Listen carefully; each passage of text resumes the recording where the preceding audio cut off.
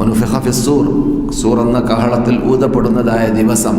ഫസഇഖ മൻ Fizz സമാവാതി വമൻ ഫിൽ അർദി ഇല്ലാ മൻ ഷാ അല്ലാഹ്, ആകാശത്തിലും ഭൂമിയിലുള്ള എല്ലാം എന്ത് ചെയ്യും?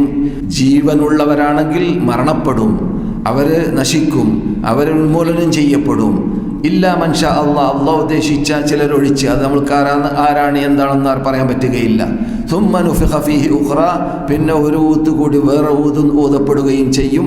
فإذا هم قيام ينظرون, അപ്പോൾ മുമ്പ് ആദ്യം ചെയ്യൽ ആദ്യത്തെ ഇസ്രാഫിൻ്റെ ഊത്തിലൂടെ ജനങ്ങളെല്ലാം, അതുപോലെ ജീവനുള്ള എല്ലാം, മലക്കുകളാവട്ടെ, മനുഷ്യന്മാരാവട്ടെ, ജിന്നുകളാവട്ടെ, ജന്തുക്കളാവട്ടെ, എല്ലാം നശിക്കും.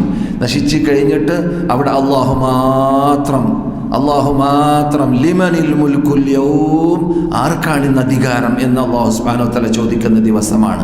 അന്ന് ചോദ്യത്തിന് മറുപടി നൽകാൻ മഖ്ലൂഖ് എന്ന് പറയുന്ന ഒരു സാധനം ഇവിടെ ഇല്ല. ഖാലിഖ് മാത്രം. ആർക്കാണ് ഇന്ന് അധികാരം?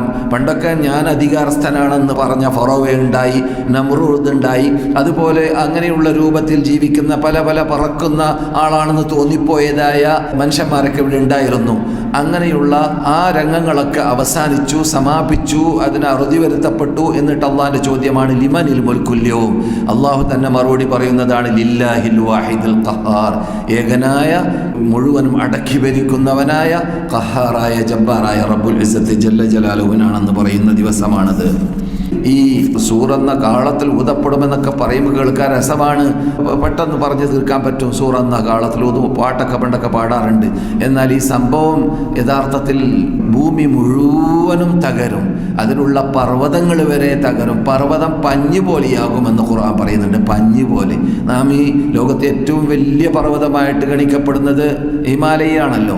അതുപോലെയുള്ള വലിയ പടുകൂറ്റം പർവ്വതങ്ങളൊക്കെ 18,000-ഓളം പർവ്വതമുള്ള നാട്ടിലാണ് നാം നിൽക്കുന്നത്, സൗദി അറേബ്യ. ഈ എല്ലാ പർവ്വതങ്ങളും പഞ്ഞായി പറക്കുമെന്നതാണ്. തസീറുൽ ജിബാലു സൈറ, പർവ്വതങ്ങളൊക്കെ ഇങ്ങനെ ചെലിക്കും എന്നതാണ്. അപ്പോൾ അങ്ങനെയുള്ള ഒരു മഹാരംഗമാണ് പരലോകം എന്ന് പറയുന്നത്. അള്ളാഹു അല്ലാതെ എല്ലാം നശിപ്പിക്കപ്പെടുന്നതായ ഒരു മഹാസംഭവമാണ്. രണ്ടാമത്തെ ഊതിക്കഴിഞ്ഞാൽ ഖബറുകളിൽ നിന്നിട്ട്, ഖബറുകളിൽ ഖബറടക്കപ്പെട്ടവരാണെങ്കിൽ അവർ കഅന്നഹും ജറാദും മുൻതശിർ, പരന്ന് കിടക്കുന്ന ജറാദ് ഉണ്ടല്ലോ. ആ ജറാദ് എന്ന കിളി എങ്ങനെയാണ് നാം കാണാറുണ്ട് ചില സീസണുകളിലൊക്കെ, സുഡാനും അവിടുന്ന് ഇവിടേക്ക് വരുമ്പോൾ ഇങ്ങനെ പരന്ന് കിടക്കുന്നതായിട്ട്. എന്നതുപോലെ ജനങ്ങൾ ഇവിടെ പരന്ന് കിടക്കുന്നതായിട്ട് കാണാവുന്നതാണ്. ഇവിടുന്ന് ഖബറിൽ നിന്നിട്ട് പുറത്തിറങ്ങിക്കൊണ്ട് മഹ്ശറിലേക്ക് കുതിക്കുന്നതായ പോക്ക്. ഈ മഹ്ശർ എന്ന് പറഞ്ഞാൽ വെളുത്ത, വളവോ തിരിവോ താഴ്മയോ പൊക്കമോ ഇല്ലാത്ത പരന്ന് കിടക്കുന്ന വെളുത്ത ഒരു ഭൂമിയാണ്.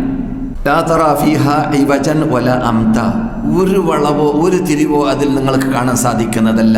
പരന്ന് കിടക്കുന്ന ഈ ഒരു ഭാഗത്തിൽ നിന്നിട്ട് ഒരാൾ നോക്കിയാൽ അതിൻ്റെ അറ്റം വരെ കാണാൻ സാധിക്കുകയും ചെയ്യും. ആ രൂപത്തിലുള്ളതായ പരന്ന് കിടക്കുന്ന വെളുത്തൊരു ഭൂമിയാണ്. പക്ഷേ സൂര്യൻ അവിടെ പരലോക സൂര്യനാണ്. ഈ സൂര്യൻ നഷ്ടപ്പെടുത്തിയ ശേഷം, ഈ നശിപ്പിച്ച ശേഷം അല്ലാഹു സുബ്ഹാനഹു വ തആല സ്പെഷ്യലായിട്ട് അവിടെ സൂര്യനെ കൊണ്ടുവരും.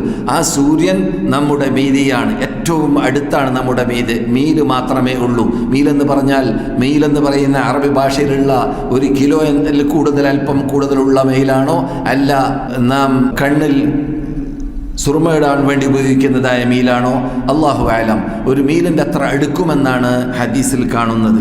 എന്നാൽ ഈ രൂപത്തിലുള്ളതായ ഈ നൃത്തത്തെക്കുറിച്ച് എത്ര കാലമാണ് അവിടെ നിൽക്കേണ്ടി വരിക, അള്ളാഹിൻ്റെ തീരുമാനം അനുസരിച്ചിട്ട് അള്ളാഹ് തന്നെ ഖുർആനിൽ പറയുന്നുണ്ട്. അവിടെ 50,000 സന, 50,000 വർഷം. ഫസ്ബിർ സബ്റൻ ജമീല, ക്ഷമിക്കുന്നവർ ക്ഷമിച്ചു, നന്നായി ക്ഷമിച്ചു. കളിയാക്കാണ് അള്ളാഹു സത്യനിഷേധികളോട്. നിങ്ങൾ അന്ന് കാട്ടും പോലെ കാട്ടിക്കോ, ക്ഷമിക്കും പോലെ ക്ഷമിച്ചോ എന്ന്. വിചാരണ ഇല്ലാതെ രൂപത്തിൽ ഈ നീണ്ട കാലഘട്ടം നിൽക്കുന്നതായ മഹാപ്രയാസമുള്ള സന്ദർഭം. ജനങ്ങൾ വേർപ്പിലാണ്. അവരവരുടെ സൽക്കർമ്മത്തിൻ്റെ അല്ലെങ്കിൽ ചെയ്തതായ അമലുകളുടെ തോതനുസരിച്ചിട്ട്. അപ്പോൾ ചിലരൊക്കെ മുട്ടുവരെ വേർപ്പിൽ, ചിലവർ അല്പം മീതെ വരെ, ചിലവർ അവരുടെ കഴുത്ത് വരെ, ചിലവർ അവരുടെ വേർപ്പിൽ ഒഴുകുന്നവരാണെന്നാണ്. അതൊക്കെ അവിടുന്ന് മനസ്സിലാവില്ല, ഇവിടുന്ന് മനസ്സിലാവില്ല. അവിടുത്തെ തീ ഇവിടുത്തെ തീയല്ല, അവിടുത്തെ ഒന്നും ഇവിടുത്തെ നമുക്ക് കോലപ്പെടുത്താൻ വേണ്ടി മാത്രം നമ്മുടെ ഈ ഭാഷയിൽ അല്ലാഹു സുബ്ഹാനഹു വ തആല നമുക്ക് പരിചയപ്പെടുത്തി തരുന്നു എന്ന് മാത്രമേ ഉള്ളൂ റസൂലുള്ളാഹിയുടെ നാവിലൂടെയും അതുപോലെ അതിനു മുമ്പ് അല്ലാഹു സുബ്ഹാനഹു വ തആല അവൻ്റെ ആ വിശുദ്ധ ഫുർഖാൻ അദീമിലൂടെയും. അതെ. എന്നിട്ട് അല്ലാഹു സുബ്ഹാനഹു വ തആല അവിടെ വെച്ചിട്ട് ഷിട്ടികളെ വിചാരണക്കെടുക്കുന്ന സമയമാണ് ആ ദിവസം. ആ സന്ദർഭത്തിൽ അഥവാ ജനങ്ങളൊക്കെ ആദ്യം മുതൽ അന്ത്യം വരെ ജീവിച്ച് മരിച്ചവരൊക്കെ ഒരുമിച്ച് കൂടുന്നു. അള്ളാഹുവിൻ്റെ കൽപ്പന ആ സന്ദർഭത്തിൽ വരികയാണ്, എല്ലാവരെയും ഒരുമിച്ച് കൂട്ടാൻ സബാനിയാക്കളെന്ന മലക്കുകളോട്. അവരൊക്കെ അവരവരുടെ ഖബറുകളിൽ നിന്നിട്ട് ഖബറിൽ മരിച്ചു വീണവരാണെങ്കിൽ അല്ലെങ്കിൽ വേറെ സ്ഥലമാണെങ്കിൽ അവിടെ നിന്ന് എല്ലാവരും അല്ലാഹു സുബ്ഹാനഹു വ തആല ഈ ബഖലുണ്ടല്ലോ, ബഖൽ എന്ന് പറഞ്ഞാൽ നാം സാധാരണ കാണുന്നതായ കടല പോലത്തതായ സാധനങ്ങൾ, മനസ്സിലായില്ലേ, അല്ലെങ്കിൽ ഫൂല് പോലത്തെ സാധനങ്ങളൊക്കെ, അതൊക്കെ എങ്ങനെയാണ് നട്ട് വരുന്നത്, അതുപോലെ ഖബറിൽ നിന്ന് നട്ടുവരലാണ് നമ്മുടെ ശരീരത്തിൽ അല്ലാഹു സുബ്ഹാനഹു വ തആല ശേഷിപ്പിക്കുന്ന നശിപ്പിക്കാത്തതായ ഒരു ഉജുബുൽ ദനബ് എന്ന് പറയുന്ന ഒരു സാധനമുണ്ട് നമ്മുടെ മുതുവിൻ്റെ താഴെ ഭാഗത്തിൽ. ആ താഴെ ഭാഗത്തിലുള്ളതായ ആ ഭാഗം അത് തീ കൊണ്ട് കരിച്ചാൽ വരെ കരിയുന്ന സാധനമല്ല. അതാണ് നമ്മുടെ ശരീരത്തിൽ ഖബറിൽ ശേഷിക്കുക.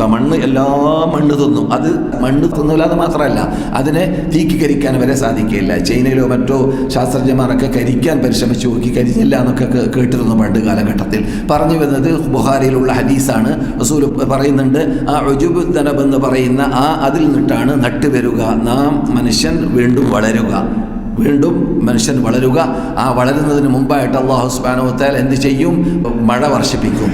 ജനങ്ങളെല്ലാം നശിപ്പിച്ച ശേഷം ഒരു സ്പെഷ്യൽ മഴ വർഷിപ്പിക്കും. ആ മഴ വർഷിപ്പിക്കുമ്പോഴാണ് ഇവിടെ മരിച്ച് കിടക്കുന്നവർ ഈ ഉജുബുൽ ദനബിൽ നിന്നിട്ട് നട്ടുവരുക. അങ്ങനെ എല്ലാവരും ജീവിക്കും. യൗമ യഖ്റുജൂന മിനൽ അജ്ദാസി സിറാഅൻ, അവർ എല്ലാവരും ധൃതി പിടിച്ചിട്ട് എല്ലാവരും ഇങ്ങനെ ഓടാണ്. എവിടേക്കാണെന്ന് അറിയില്ല. ഇലാ നുസ്ബി യൂഫിദൂൻ, ഒരു പ്രത്യേക ലക്ഷ്യം വെച്ചുകൊണ്ട് ആ ലക്ഷ്യത്തിലേക്കാണ് അവർ ചലിക്കുന്നത്. ആരും തെറ്റൂല. ആരും ആക്സ് കാറൊക്കെ ഓടുന്നത് പോലെ അങ്ങോട്ട് കാറോടും ഇങ്ങോട്ട് കാറോടും അതില്ല. ഒറ്റൊരു സൈഡിലേക്ക് ജനങ്ങളെല്ലാവരും പോവുകയുള്ളൂ. ആ സൈഡിലേക്ക് അവരെ തെളിക്കപ്പെടുകയാണ് മലക്കുകളിലൂടെ. ആ രൂപത്തിലാണ് അവിടെ ഒരുമിച്ച് കൂടൽ സംഭവിക്കുക എന്നതാണ്.